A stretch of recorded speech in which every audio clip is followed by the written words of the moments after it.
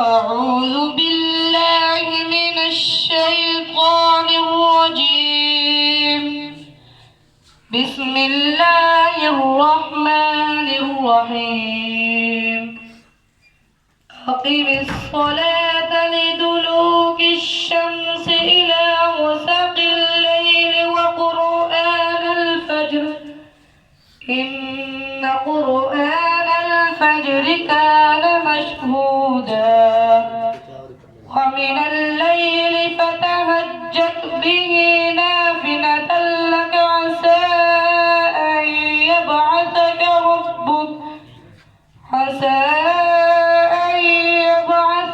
ربك مقاما محمودا وقل رب أدخلني مدخل صدق وأخرجني مخرج صدق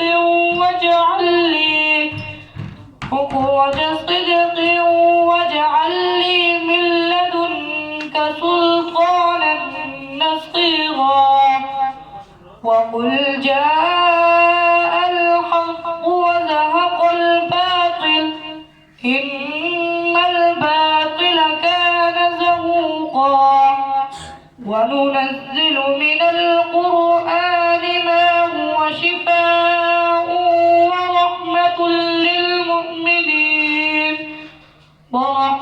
للمؤمنين ولا يزيد الظالمين إلا خسارا وإذا أنعمنا على الإنسان أعرض ونأى بجانبه وإذا مسه الشر كان يئوسا قل كل يعمل على شاكلته فربكم أعلم بمن هو أهدى سبيلا صدق الله العظيم.